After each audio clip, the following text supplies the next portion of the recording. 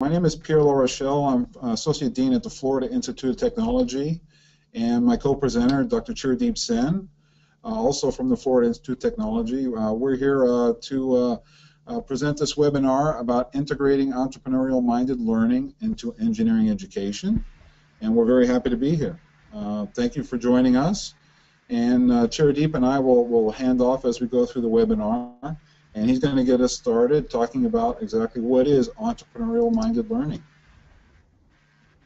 Thank you. This is Chirdeep. So the first question we begin with asking is, what is entrepreneurially-minded learning? Entrepreneurship is commonly defined as the willingness to lead a team or to start a new initiative or to assume the risks and lead the way in a manner that has not been done in the past. Entrepreneurially minded learning in the context of engineering is the philosophy of integrating these skills as an embedded element in engineering education. It comes down to the 3 C's of EML, or entrepreneurially minded learning. Those 3 C's are curiosity, connections, and creating value. Curiosity refers to an open-minded curiosity about the world around us, about our work as engineers, how it impacts the human community, how to understand the needs and requirements of the users of engineering products, and so on. It demonstrates an attitude to challenge or challenge the views of accepted solutions in a contrarian way. Connections means the ability to integrate information from a variety of sources. For undergrad engineering students, the most common example that I can think of is the ability to connect material from the different courses and developing an appreciation that information from all of these courses is ultimately needed to design a successful product. So instead of thinking of the courses as independent, disconnected modules that we tend to forget about at the end of the semester, trying to integrate all of that information into the design and development of engineering products. Creating value means a focus on the well-being and value in lifestyle of the end consumers of our work. So a focus toward the customer, a focus toward all sorts of stakeholders, and the ability and the attitude toward identifying unexpected opportunities while being an engineer to create extraordinary value for people.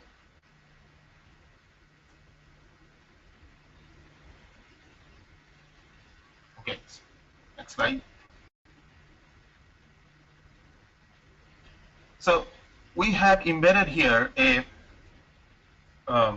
video that we can watch offline. This video talks about the necessary mindset and the balance between mindset and skill set that makes an engineer an entrepreneurially minded engineer.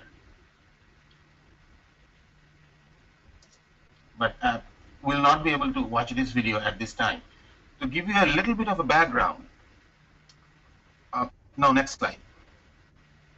Yeah, give you a little bit of a background.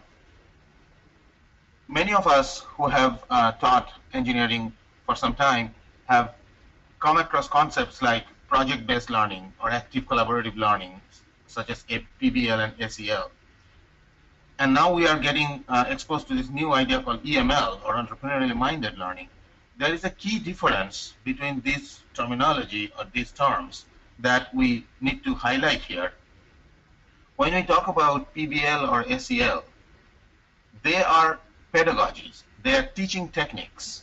For example, PBL has been established as a teaching technique for decades now, where the characters of PBL is that you can teach anything that you want through a project-based manner. It becomes PBL as long as you are using a project or a problem as a vehicle for learning a concept. And there are certain guidelines toward what makes something a PBL and what not. But the difference is that PBL and SEL are pedagogies. They could be applied to teach many different skills. Whereas when we say that we are doing EML, you are trying to instill a mindset. It is in the outcome of the student's mindset where your focus lies. So if you are doing an engineering design project, just in this might be the similar or the same or a very similar design project that you have already been doing in your engineering classes.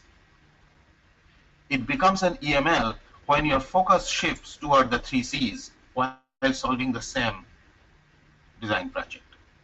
The mindset, or entrepreneurial mindset, or EM, is the disposition to the 3 C's that we talked about in the previous slide.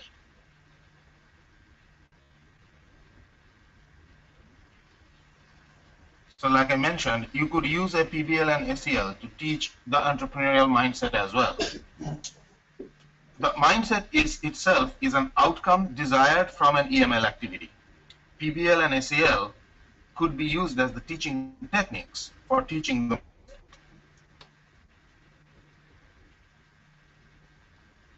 slide. All right, so excuse me, Pierre here. So I'll talk to you a little bit about integrating some EML now into a third-year mechanism design course. And what I'll do is I'll give you the picture before and after to show you the difference of what I tried to do to integrate EML into this traditional course. So first, the before the integration of entrepreneurial-minded learning. So I literally put up here the syllabus for the course. It's a traditional mechanism theory and design course that's required of third-year mechanical engineering students. So these junior students, they're learning standard planar mechanism design, synthesis and analysis tools and techniques. They need to learn about machines and linkages. They need to learn how to analyze mobility of a machine. They need to learn how to design a machine for prescribed tasks, right? And they also learn about gear trains, transmissions, and cam systems. Very traditional undergraduate mechanism theory and design course. As part of that course, one of the traditional assignments that I had was to go out and see and find mechanisms in the world. So here's literally the assignment from spring 2014, where I asked the students to form partners, partner up with 2 other people, form a group of 3, and go out and take photos and videos of interesting planar mechanisms. 2 of them to be exact. And they have to take photos and videos. They can't just download them. They got to go out there and actually see the world and see these mechanisms. And then I asked them to create a website that records what they've found, right? The interesting mechanisms. So they just create a free website using Google or WebEx or Weebly or any of the other free website tools, where they post the photos and videos of the mechanisms they found, and then they do some basic analysis of that mechanism. They explain the operation of each mechanism, and they make a kinematic diagram. They do a mobility analysis to find the degrees of freedom, right? And if it's a traditional standard mechanism, it might have a name like a Watt 2 6-bar mechanism, and so they're supposed to identify that, and then they submit this, right? So a very traditional assignment to just ask them to just find some mechanisms in the real world, right? And in here I included some examples of results of websites the students have created. I'll show you one now. So this is very typical. A group of students went and identified, oh, there's a mechanism in the suspension of a bicycle. So they take a picture of the bicycle, they take a video of the bicycle, and they do its analysis, and they make a kinematic diagram, and et cetera. And the other item that this team picked, excuse me, the other item that this team picked was a very standard disc lamp, which is spring balanced, so it's statically stable, and you can position it the way you want. Right? And then they do their work. Right? So here are the videos, and then the explanation of how it works. Right? So very typical standard effort in terms of from undergraduates. And there's some more there that if you look at if you're interested. So that was a traditional course with a traditional assignment. So after integrating entrepreneurial-minded learning, trying to address the 3 C's in the course, this is an assignment that I did. I took the same assignment and literally took the same assignment, made no changes to it, and assigned it into the course. So again, there's one assignment where the students have to go out into the world, find some interesting mechanisms, and make a website. Right? That's the exact same assignment I did. But now I've followed that up with a new assignment, right, that's very related, that has embedded EML, entrepreneurial-minded learning content that addresses the 3 C's: creating value, curiosity, and connections. So in this assignment, instead of going out and finding a mechanism and taking pictures and videos, I asked them to go out and take photos and videos of an interesting application opportunity for planar mechanisms. So I'm looking for an opportunity for a planar mechanism. Could be an existing mechanism that could use some improving, or an opportunity for a brand new mechanism. And then they have to go through the same process, create a website, put some pictures and videos, and do some work, right? So where are the 3 C's in here? Well, the curiosity part comes in from they're looking for an opportunity. Right, so they're going anywhere and everywhere to find an opportunity to do some design work and create some engineering value. And where does that value come from? Because they're looking for potential opportunities for either a new mechanism or an existing mechanism improvement. So that's creating value. So curiosity and creating value. There's another C. Where does the other C come from? In the last part of the assignment, which is now up on the slide here, and this is where we're trying to create the connections. I asked each team of students to think about the additional analyses and design tasks that must be completed in order to successfully deploy their design in the real world. So I try and get them to think about what would the path look like to go from this classroom, very traditional textbook assignment to real world. How do I produce this thing? How do I make a profit? Right. What else has to be done besides the topics that we talk about in the mechanism design course? So I asked them to think about things like the geometry of each link, and then you've got the stresses and the analysis that go along with that. Determining the forces and torques at each joint. Usually in our curriculum and many engineering curriculums, there's a related course where they learn machine elements, such as sizing bearings, right? So how we use bearings for the joints in the mechanism. Selecting materials, right? There are economic impacts, rigidity and strength impacts, selecting motors to actuate the mechanism. So I try and get them to think about all these things, as well as the whole product life cycle. Is okay, well, this thing's going to be a product, all right? How's it going to come back? What's its life cycle going to look like? What's the disposal of it look like? What do the recycling issues look like? What's renewable? What's reusable in this system?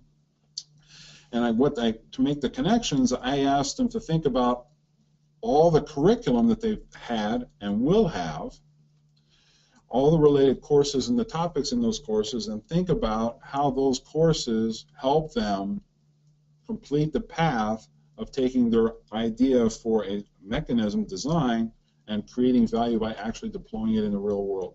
So I literally give them the mechanical engineering curriculum and give them a link down here and ask them to download it, and then think about every course and think about how that course relates to this project and all the content within those courses, so that they can start making the connections about their cohesive engineering education, rather than these distinct silos of independent courses that, it's take a course, get a grade, okay, do a mind dump, forget about it, take another course, right, and move on that way. So in here, remember this course is 3rd year, so it's actually in spring of 3rd year at our school. So these students, they're juniors, they're almost seniors. At our place, they're starting senior design. So we're starting to get them to think about taking a traditional textbook problem and thinking about moving on, right? And how does it actually create value for their company, their enterprise? We're helping them to try and develop an entrepreneurial mindset by forming and addressing these 3 C's within the assignment. All right. So here's some examples. Again, in the interest of time, I'm not going to show you all 3, but I'll show you a couple of them maybe. So this is one of the projects to give you an idea what this students did. One of the students on this team was also a member of our basketball team. And so they looked at our basketball hoop, and they said, and they took a look at the basketball hoop, and they took a video, and this is literally the basketball deployment mechanism in our gymnasium. And for the people that are very talented at basketball, which does not include me, when you get up there and you start making layups and slam dunks, it turns out our basketball hoops vibrate and move significantly. And in fact, on a rebound shot, the hoop can be vibrating back and forth so much that it affects the subsequent shots where people are trying to put in the ball after the rebound. So they saw an opportunity there, and so they took a look at the mechanism, and here's some detailed views.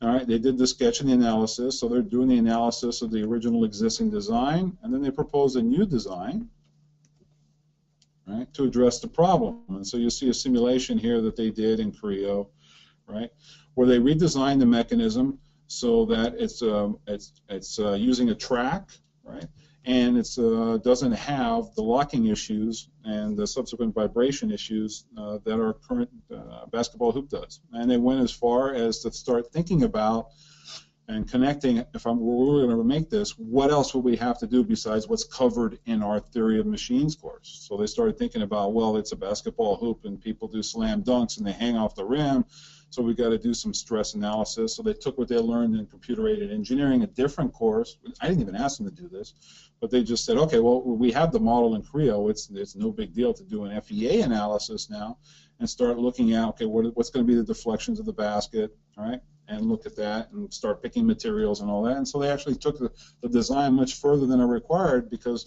their curiosity led them down that path. All right. And then the last part, connecting. So here's a list of the items and topics that they thought about that, hey, if we're going to put this thing in the real world, what are the other issues we need to address, and how does this project connect to the other courses that we've had? And so, for example, the geometry of each link here, right? Well, right, we learned about that in Theory of Machines, right? And so we're going to design a mechanism and structures. We need to do the force and torque analysis for the drive motor, for example, right? So we need to do a static analysis, right? We learned that from the statics course. We need to look at the stress analysis. We learned that from mechanics and materials. If we're going to do it using FEA, we learned that in our computer-aided engineering course. We're going to need to design bearings for the links. We learned that in design of machine elements. So again, I'm not going to go through the whole list here, but you see that the process where we ask the students to think about all the issues that have to be addressed to go from a university homework experience to a real-world experience, and how do I connect everything I've learned, right, and pull that in here and make those connections. And so there's a couple other examples here that you can look at. And now I'll hand it off to Chirdeep, who's going to talk to you about his experience integrating EML into a first-year Introduction to Mechanical Engineering course. Thank you, Pierre. So the course that I am going to talk about is the Introduction to Mechanical Engineering for freshmen. Yeah, one more. Okay. The course happens to be a large class. I have each fall somewhere between 130 and 150 students, 95% of whom or more are freshmen. We do get a little bit of other types of students who have transferred from other universities or have transferred from a 2-year program to a 4-year program in engineering and so on. But the majority of the class is made up of freshmen. The class meets 2 times a week for an hour each, and there is a significant lab component to supplement the material taught in lectures. There are 8 lab sections. Each one is supported by a teaching assistant and 1 or 2 graders to help with the grading of the assignments and stuff like that.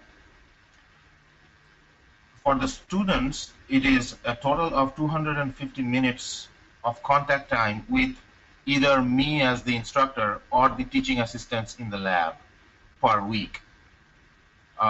So it's a very large logistical problem to keep all of these sections all at the same sync. But this is also a very fundamental and fun course because students are fresh to college campus and they are learning basics of engineering and trying their hands at their ability to engineer a solution to something in the very first semester as they walk through the door of the university. Slide.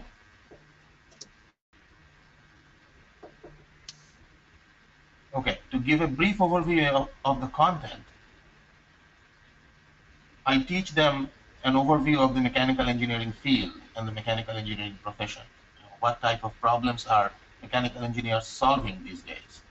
As a professional mechanical engineering, how is their lives going to be? I give them an overview of the curriculum, where I tell them how is life going to be in the upcoming 4 years? What type of courses will you learn?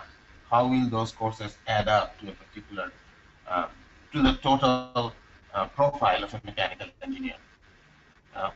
I teach them, and there's a good bit of emphasis on engineering communication, be that verbal, written, and graphical.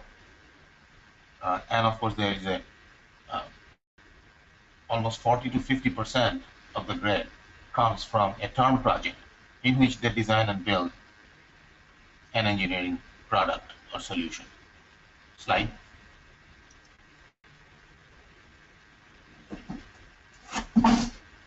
Okay, so it is the term project about which I'm going to talk for the rest of this module. The before picture refers to how this module or the term project was administered before the introduction of the EML techniques. So here are a few things that will paint the picture about how it was administered. For example, students are tasked with designing and building a product rather than solving a problem. For example, the instructor will tell that design and build a robotic soccer game, or design and build a pinball machine for a gaming kiosk. Design and build a bicycle-based energy harvesting mechanism. So the problem with that is that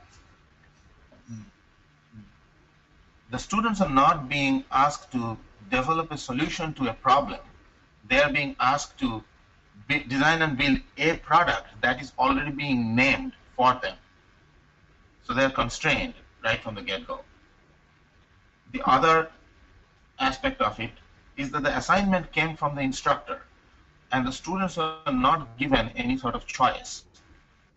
So there was immediately a possibility that the students would lack ownership. For example, if the instructor tells, go build a soccer game, but the student doesn't want to build a soccer game, he is still going to do the assignment out of compliance. But we all know that when we, even as adults, do things only for the sake of compliance, we do not put our heart and mind into it. The third element that I'll talk about is that all teams in the class were assigned the same project. So the class has 150 students, 5 students a team, that is 30 teams in the class, and they are all designing 30 different robotic soccer games, which kind of became a problem when you began to see that ideas are repeating themselves a great bit.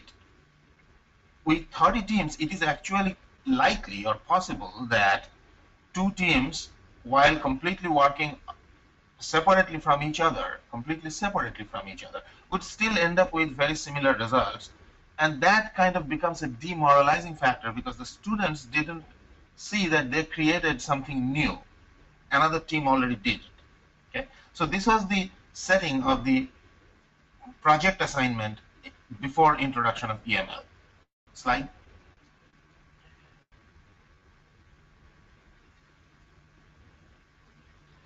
Now, the after picture. As I mentioned, that PBL can be used as a technique to teach EML. That's exactly what we did. In the after picture, the project assignment was taught and assigned in two different steps. In the first step, the tools and methods of systematic product development were taught through a project-based learning experience using project-based learning techniques. And in the second step, the students were asked to design and build their own product. So in the first step, you learn. In the second step, you apply that in a mildly guided way. So in the second step, a few things were remarkably different from the before picture. The first one is that I replaced the design assignment from a design project to an entrepreneurial engineering project. And the difference here is that an engineer or a designer builds a solution to a problem. An entrepreneurial engineer finds a problem and then solves it.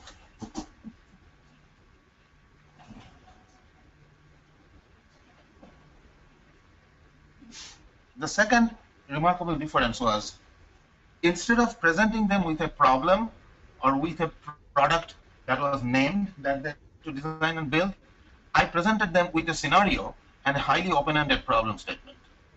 The problem statement looks like an assignment, but if you think about it, it doesn't tell you anything specific about what the student is expected to do. Instead, the problem statement specifically says you need to find out your own problem that you want to solve and then develop a solution to that problem.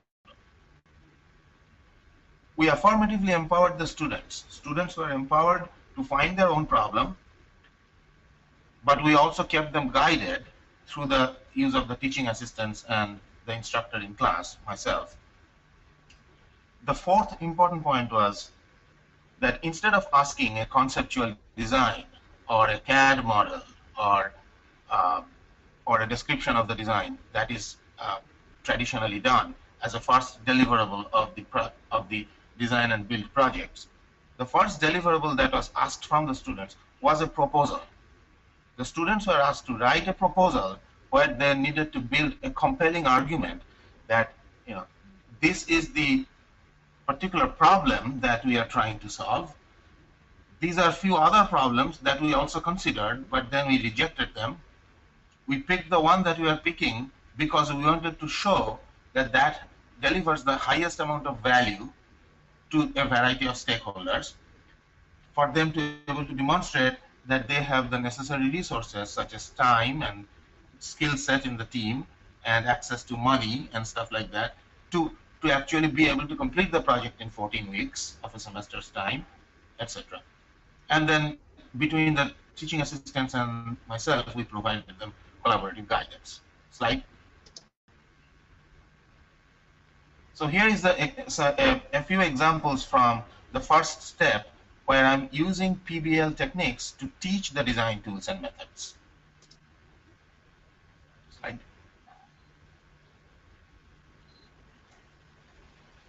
Okay, so recall that this is not the turn project. This is just a hook statement or the project assignment for the PBL module, where I'm using this design problem to teach them how to design a solution.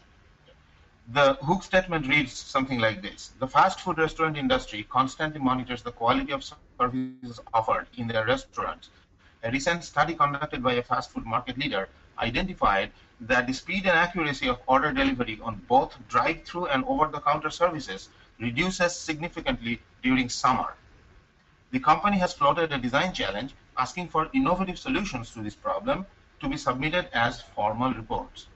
A monetary award of $5,000 has been announced for the winning team, while an all-you-can-eat coupon valid for 1 month has been announced for each team member of the first 100 entries. So this is only to entice them into believing that not only the first to enter or the best entry is going to get awarded, there is also significant awards to be gained by just putting the entries into the contest. Develop a solution concept for addressing this problem and submit a design report.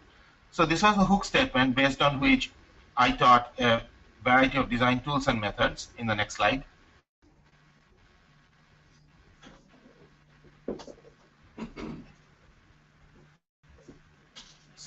Okay, so it was a 10-day module. I think it actually ended up taking about 15 days. I taught to understand customer needs and write engineering requirements and customer requirements, taught them different types of ideation techniques, taught them some of the conceptual design techniques such as function modeling and morphological analysis and decision metrics and stuff like that. The purpose of doing this was in a 10-day module or 2-week module to give them an idea of how design concepts, a variety of design concepts can be generated, compared, and the good ones / the best ones selected in a systematic manner. This is where students struggle a good bit, being very new into engineering. They tend to think that engineering creativity is a serendipitous activity. It happens. So one of the purposes of this module is to demonstrate that creativity can be commanded. You can become creative by following certain tools and methods. We provided guided collaborative active learning. We selected small teams. We gave them the hook statement as a carrier through all 10 modules. It was a PBL module, so I was solving the problem on the projector screen, and they were following me, and then they were completing it either as a homework assignment or as an in-class assignment. And there was a good bit of reflective writing / discussion where I asked them in homework assignments to write and critique what they learned, if they agree with it, if they disagree with it, how they think they can use it in their projects, in the term projects and stuff like that. Okay, slide.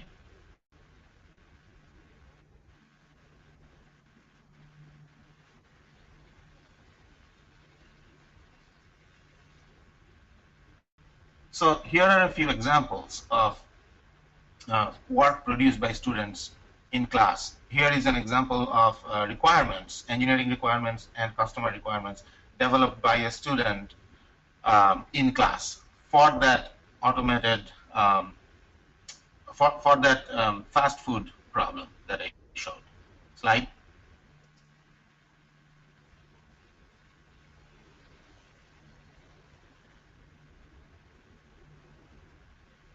Here are some examples of the output from the ideation session. These 4 drawings were done by students while sitting in class in a collaborative sketching manner. So I taught them how to do C-sketch or collaborative sketching, where students take turn to progressively improve another student's work. And these are the outcome from those sessions. Slide.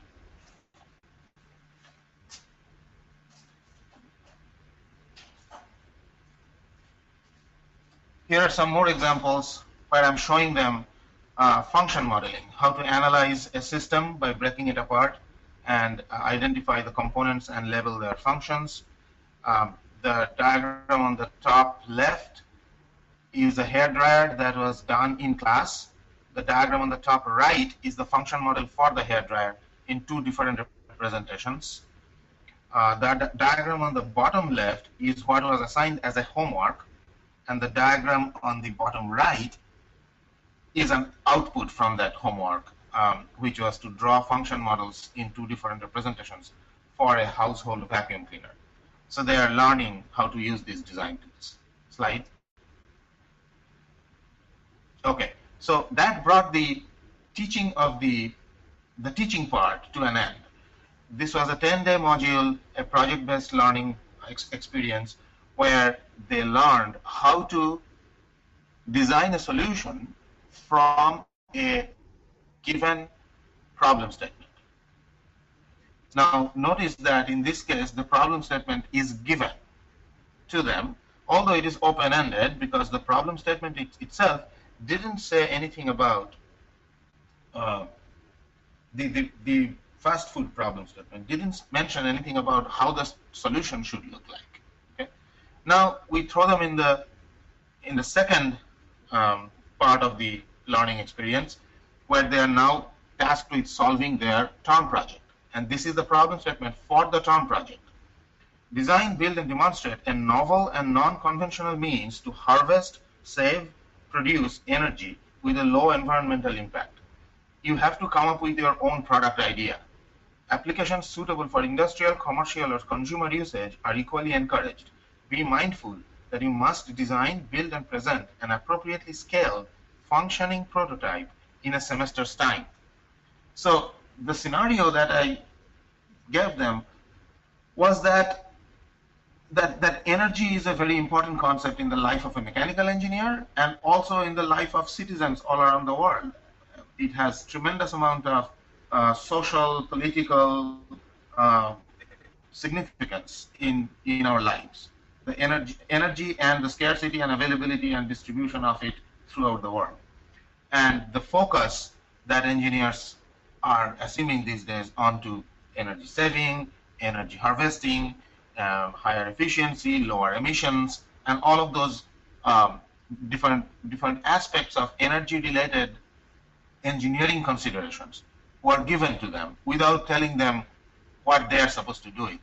And then I gave them this problem statement, which tells them that they are supposed to do something with energy, but they have to come up with their own product idea. And this is where it begins to become an EML project.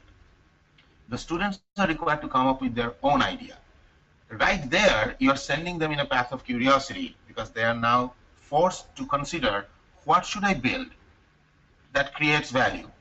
What are the problems that people are facing? What can I do within a 15-week semester? Who are my team members? How much do they know about the different things? Like, do they know CAD? Do they know CAE? Do they know how to operate the machinery at the machine shop? Do they know how to do welding? What are my skills available? So this is the full gamut of an engineering innovative project, and they're thrown into the deep end of it. Slide. And I'll show you a few examples that came out by doing this exercise. These are student projects done by freshmen. That means first semester, first year students. And I did not tell them which product to design and build. They found out what they wanted to design and build, and each student team demonstrated that they considered multiple ideas first, then they selected the best idea based on the value creation. And I'll show you what kind of a diversity of ideas was created in the class. I'm showing you only a handful of examples. This one, for example, is a wave energy generator. The value creation part here was they took an idea that is used for large scale, like megawatt level production, and these kind of installations are common in the Scandinavian coast. And they took that idea and said that we'll scale down the same principle and make it into a consumer product. So something that you can go to a home improvement store and find on the racks. You can buy it, you can bring it home, you can strap it to the pier of a deck, and as the water comes in and out, it drives a set of turbines that produces just a little bit of energy with which you can light up a line of LED lights on the deck. So they scaled down that idea and created this product. As you hold on to that barrel and shake it up and down, which basically simulates the waves going in and out of it, it produces energy. So the panel up top shows that. Slide.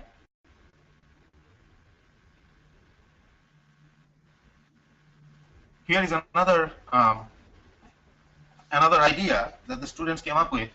That little box on the table sitting on another black box. Those two things put together can be mounted on the top of a bicycle and can be strapped to the hub of the rear wheel of the bicycle through a chain.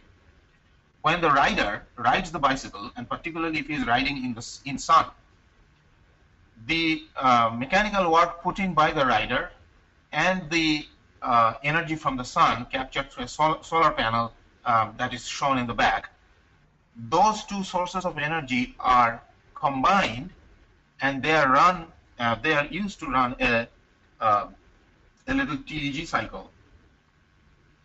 And as a result, there is a little volume, maybe an inch and a half cubed, inside that aluminum box on the top, insulated. That gets chilled to a temperature of 6 degrees Celsius. And they, the students came up with this idea that this type of a device could be used to deliver vaccines. You know, vaccines go bad if they're stored in high temperatures. So they came up with the idea that this type of a product could be used to store and transport vaccines to remote areas where electricity is not available. And they came up with the demography. They came up with a niche market, basically, where there is a humanitarian need to deliver vaccines to remote areas that do not have electricity all around the world.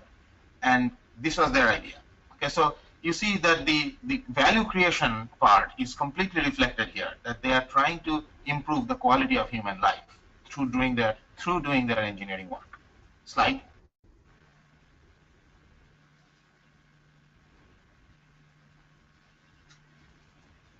Here is another, I'll be quick on this one.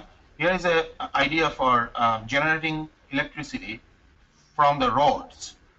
Here in Florida and in many other parts in the world, it gets really warm in summer and the sun is hot, and the road surface made of asphalt gets really, really hot. And if you dig deep, only within like 4 or 5 feet, you hit the groundwater table.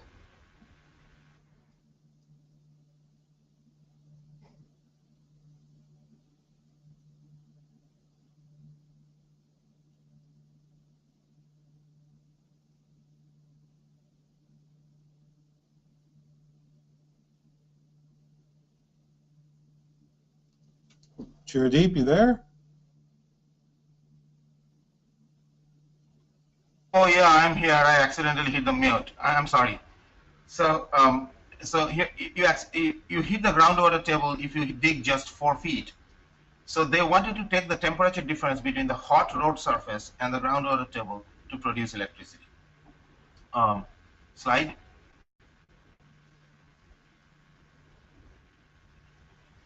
Here is another example of a wave energy generator. A different team came up with a completely different idea. It's based on a two-stroke mechanism that mechanically transfers the energy from waves to a generator. Slide.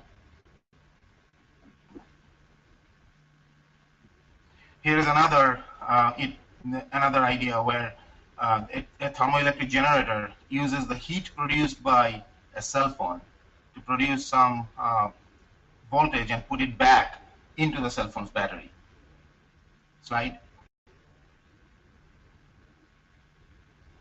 So those are the set of examples that I thought I would share. What I wanted to highlight is the diversity of ideas.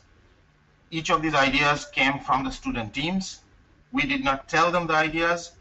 Each idea was a result of going down a path of inquiry, where they had to be curious about the opportunities to create value in the customer's life, or in the life of a segment of the population. So, so at this point, I would hand over to Dr. LaRochelle to illustrate how we can implement EML techniques into our engineering courses. What kind of documentation and forms and techniques can we use? Hello. So now you've seen two examples of integrating EML into courses. You saw the third year machine design course, where it was traditionally done with traditional assignments. And then you saw what Dr. Sen did in his first year Introduction to Mechanical Engineering course, using PBL as a pedagogy to integrate EML into his engineering course. What we're going to leave you with now is a format and a template to help you, if you wish to use the latter method, that is using project-based learning, to integrate entrepreneurial-minded learning into engineering course. So we've got a template that you can use to help take you through the process to use PBL to integrate EML into your engineering course. So here's an example. What's in black here is the blank template, which is at the end of this PowerPoint presentation, which Dr. Nori will make available to you through the webinar.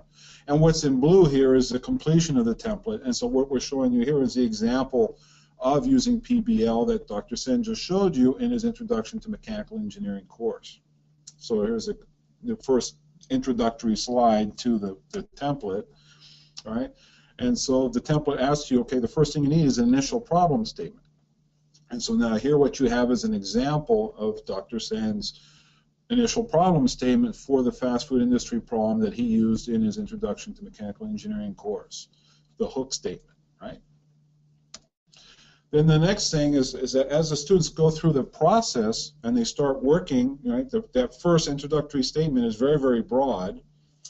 And then you have to have progressive disclosures to bring the students along the journey and to focus it, right, as you work through the problem. Because remember, project-based learning, you're solving the problem, right, with the students, right? So the progressive disclosures you need to have to help you get down the journey. So here's an example of the 2 progressive disclosures that Dr. Sen used in his fast food service example problem, right? Furthering the internal analysis by the company indicates the reduction in accuracy of order processing may have a causal relation with the hiring of short-term employees in the summer, right? So you hire the kids when they're home from school, right? And maybe that's got something to do with the accuracy and efficiency of processing orders, right? And then another disclosure, well, after you keep working down the process, another disclosure to release to everyone is, while summer employment is financially beneficial to the company and the employees, the company needs to ensure reliable order processing to protect its image and market share. So now we focus on what the real problem is, the core underlying problem. So now the company has to look for innovative solutions to automate burger making, right, that will perform reliably despite unskilled labor, because that's what you get when you hire untrained and inexperienced labor during the summer, right? So these progressive disclosures guide the group of students as they go through the project-based learning experience. Right? So as you set up your project-based learning module, right, you want to think about what are the objectives, right? And in here, in the objectives, typically what we do is use, Bloom's taxonomy and use those verbs to describe, right, what you want what learning you want to happen and what level of learning that you want to occur. You want students developing, you want students applying, you want students memorizing, things like that. Excuse me. Right? And then you want to think about the teams, what size of teams, how many teams, right? How are you going to form the teams, right? And leadership roles and other things that might be involved with the teams as they go through the project-based learning experience. Right? Then you want to have a deployment and staging schedule. And here's, again, in blue, the example from Dr. Sen's experience with the fast food problem. Right? How many class periods you want to devote to this, right? Where do you want to have the progressive disclosures, right? You did them in class, right? What do you want the students to do out of class? And then what are the deliverables and the student assessment, right? What are the students going to deliver, and how are we going to assess the student learning, right? So developing some metrics for each stage of the project-based learning experience, right? And now, how did we want to think about and remind ourselves about, well, the entrepreneurial mind learning, right, which we address with the 3 C's, right? Curiosity, creating value, and connections. So curiosity, the template asks you, right, how is curiosity designed in this module? And so you need to address that, right? Which element or feature was designed to inspire curiosity within the project-based learning activity? What evidence of curiosity did the class produce? Some students submitted work, some projects, some reports, some videos, right, whatever it is, okay? And then how did you assess it, right? With rubrics, votes, peer evaluation, etc. Next, you have the second C, connections, right? How are connections designed into the module? Right? What evidence of connections did the class produce? And then how were the connections assessed, right? Rubrics, votes, peer evaluation, those are just examples, right? And of course, the third C, creating value. How did you get creating value into the module?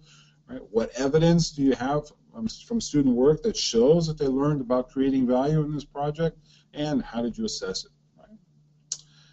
And at this point, what we'd like to do now is open it up for questions. At the end of the PowerPoint, after this, is our contact information. So you've got my contact information, Dr. Sen's contact information, and immediately following is the blank template, so that you can use this blank template, right, to integrate and infuse project-based learning modules within your courses, and using entrepreneurial-minded learning as a focus and a learning objective. Right. So with that, I would like to stop and thank you for attending, and welcome any questions that you may have. Dr. Sen and I will take questions. Thank you very much. Thank you. The audience can type in their questions through the chat box in their GoToWebinar control panel.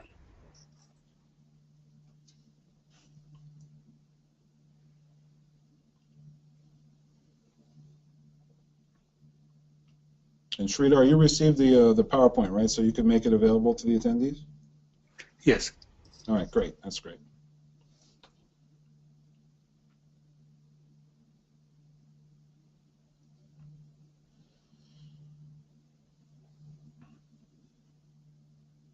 And while we're waiting for questions, Sridhar, I see that you're recording the webinar, so is it going to be made available to other folks as well? Yes, upon request. Okay.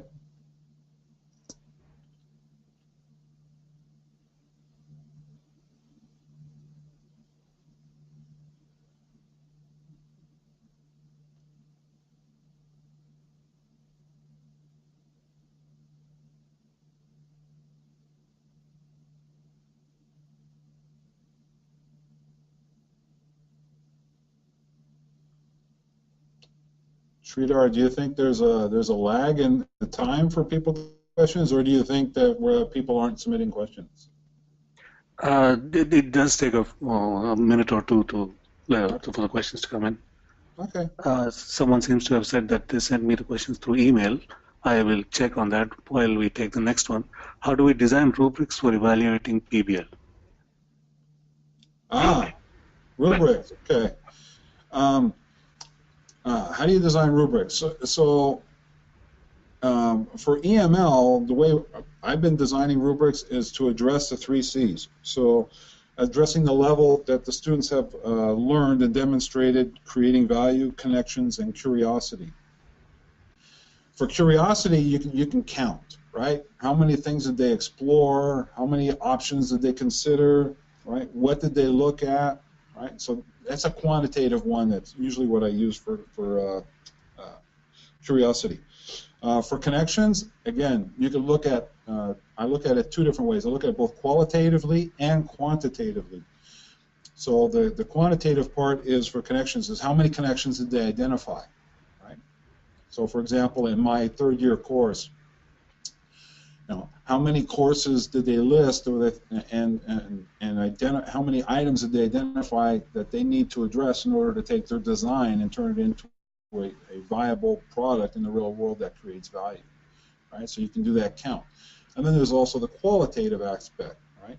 Did they identify all of the topics and technical issues that need to be addressed in their design? So you're looking at the quality of the connections that they identified and address those as well. Creating value, similarly, you can look at, right, how did the students look at and consider creating value? Did they think about material costs? Did they think about distribution? Right? So you can look at the depth of understanding there. Dr. Sen, do you have something that you want to talk about in terms of assessing the 3 C's and EML? Sure. One point that I would like to highlight is that the assessment or the rubrics are going to be very different for the different projects, different type of assignments. For my the module that I presented here, the term project in the Introduction to Mechanical Engineering class, creating value was measured by asking them to benchmark their product with at least 3 products that are already in the market or being talked about in research papers and patents. Some teams did a better job than others, of course. Um, I'll give you the good examples where teams did a thorough pattern search and created a decision matrix comparing their idea with 3 different patterns and identified how you can compare products online, and it shows on the table for each feature it shows a check or a cross. So they identified which areas in which areas the competitors are weak and they are strong. So the number of those differences that they could highlight, and the qualitative, there is of course a qualitative element into it, the quality of those differences, how important and significant that difference is, gives you an idea of assessing how focused they are in toward creating value. I'll give you a connection-related example. One of my modules actually asks the students to review the EBIT syllabus of a bunch of mechanical engineering core courses while they're still in introduction to ME. So they're just supposed to read the syllabus and try to guess what each of these courses is going to teach them. Some, courses like heat transfer or thermal systems design in senior year, but they are tasked with understanding what each of those courses is going to teach them. And then I give them a product, something like a coffee maker or a hair dryer or something like that. And I ask them to take an exploded view of the product and label in the design of a hair dryer which of these courses can play a role and how. So this is connections, because I'm asking them to bring the entire curriculum of mechanical engineering and describe that in terms of application of each of those little pieces of knowledge into the design of a hairdryer. And there it becomes a pretty easy job to design a rubric, because the number of levels and the number of individual courses that they could identify is basically an indication of how well they're connected to the different courses and so on. So that's my 2 cents on it. Next question. Did you get a chance to use earlier projects through EML for PBL in the next year? Oh yeah, I was able to do that. I am doing that this year as well. The modules that I showed you are from 2015, and I'm doing almost the same thing this year in 2016. I have seen that students, when they come in, they don't usually want to pursue another student's idea. They want to create something new that they can be proud of. So I have been able to show some of the examples that I showed to you to the class. And so far, the proposals that you are receiving, students are trying not to repeat what has already been shown to them. Thank you. Presuming 4-year undergraduate engineering course consists, say, of 1,000 hours of learning, approximately how many hours are dedicated for EML? Ooh, that's a tough one. So EML, the M stands for a mindset, right? Entrepreneurially minded learning. And you can't develop a mindset by doing one term project. So it needs to be instilled periodically. And at Florida Tech, we, as a university, we are trying to instill or trying to develop EML-based modules in a variety of courses with the plan that as a student takes his journey from the first year to the last year in college, he experiences or he is faced with EML type of problems in a variety of courses, not only the design and manufacturing courses, but in statics and dynamics, in your heat transfer and thermodynamics and fluid mechanics and biofluid mechanics and whatnot. Every course can potentially create an opportunity to add an EML module and expose the students toward this philosophy. So I'm afraid that I can't give you a direct answer, but I would say that in a student's journey, the way we are doing things at Florida Tech, a student is likely to encounter a mid-size or big EML project at least in one course every semester. Yeah, I would echo what Chirdeep said, and I would also say that we're adding more. This is a positive gradient change that's happening within our College of Engineering throughout the undergraduate curriculum. The faculty like it, the students like it, so we are increasing the EML content across the curriculum. Thank you. Do you carry out aptitude and capability assessment for entrepreneurship for all students of Florida Institute of Technology? One more time, Sridhar? Do you carry out aptitude and capability assessment for entrepreneurship for all the students at your university? No, we don't, but boy, that's a good idea. That's something to think about. But no, at this time, we're not doing that. Is outcome of EML after students complete the graduation available either in the form of facts and figures or published research papers? Yeah, I mean, we are fairly new into this philosophy, and we have begun to publish papers. In fact, Dr. LaRochelle and I published a paper from the Introduction to Mechanical Engineering course that we presented here in an engineering education conference here. And as we do more, the plan is to archive the findings in terms of publications.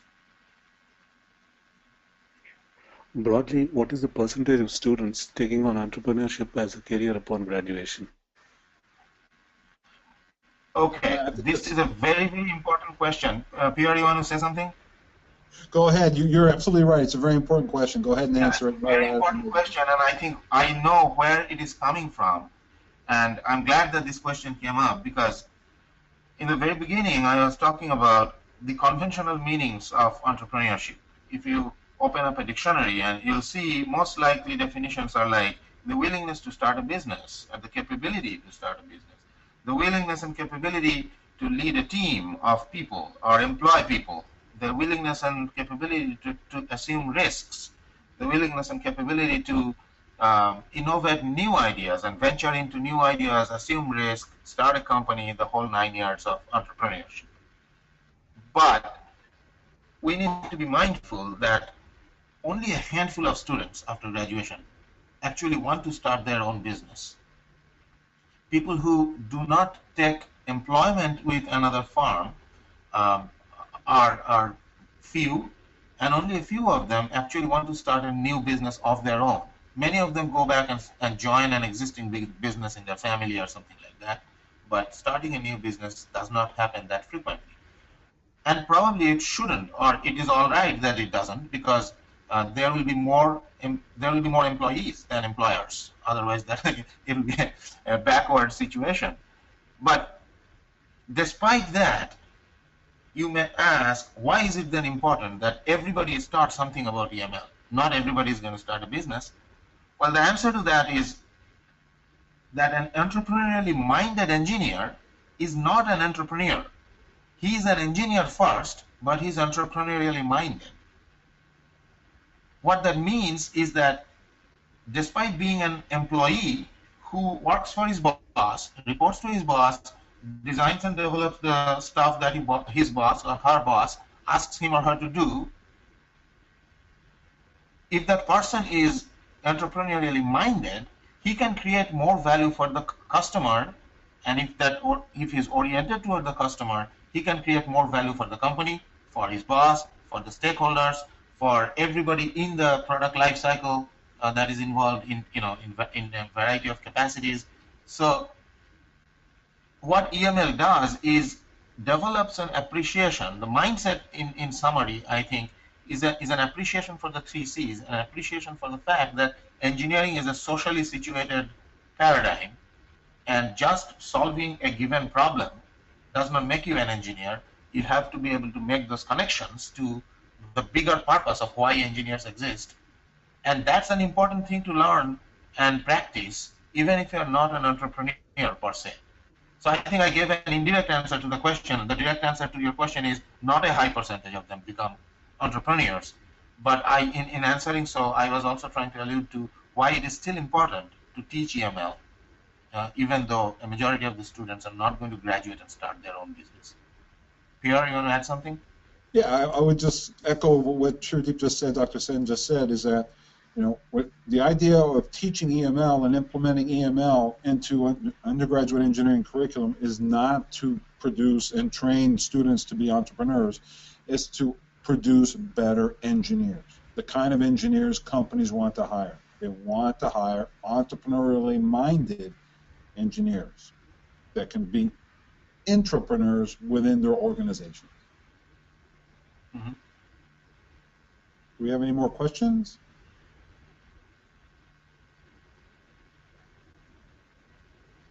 Sridhar?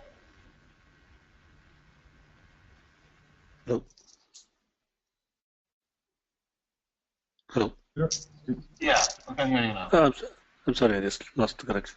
EML, does it cover digital exponential marketing apart from ideation, idea to prototype, courses like lab to market kind of learnings? So far we haven't. So lab to market is a broader paradigm than, the short answer is no, we haven't tried that EML into that breadth. Next question is also related to that. How do you commercialize the developed product? We don't. Okay. Yeah, exactly. Go ahead. Yeah, I was just going to say we don't. The idea again is you know, if the students want to, we enable them, but we don't as the university, the faculty, the administration. So we have, for example, we have an incubator on campus. We have tight collaborations with the College of Business, so they can which runs our business incubator. So the students can take their ideas, they can go to the business incubator, they can get some seed funding, they can get help and guidance when it comes to intellectual property. We'll help them with all these things. So we enable them, and some students do choose to select that journey, but it's not something that we require. Again, because we're not requiring them to become entrepreneurs. What we are requiring through these activities is that they develop an entrepreneurial mindset. You'd like to add something, Dr. Sen? Sure. I mean, everything that Dr. Larochelle just mentioned, but I would like to add that we want the students to become entrepreneurially minded, and in the process of doing so, they will inevitably produce good ideas and even build them as prototypes and stuff. And you would be on the brink of thinking, "Ooh, that's something that could be commercialized." While we teach the students through our College of Business using a variety of resources, including the business incubator and several other courses, the university, in our case, and I think it goes to most universities in this nation, does not take particular interest in commercializing student work because of patent and copyright and IP related laws, and that's not aligned with the university's mission in the first place. However, we encourage the students to explore those avenues. The first project that I showed, the wave energy generator, those students are now actually exploring if there is a patent element in that design that they came up with. And routinely our classes, particularly in senior design, produces ideas that the students are able to patent. Because patenting is not the same as taking it commercial. They're two different things, but it does stretch a little bit beyond the classroom, but it is a mainly student-driven initiative. The university doesn't require and take interest in doing those. Thank you very much, Dr. Larochelle and Dr. Sen. Even the participants are saying thank you to you for answering all the questions. Oh, you are most welcome. Yeah, thank you. Everyone's welcome. So if there are no further questions from the audience, we will be closing the session. All right. Well, I just want to close by saying thank you, everyone, for attending. We hope you found the webinar useful, and we wish you well in your journey of integrating entrepreneurial-minded learning into your courses. Thank you very much. I'm here. I echo the same. Good luck. Thank you all. Bye. Bye. Thanks, Sridhar. Thank you, sir.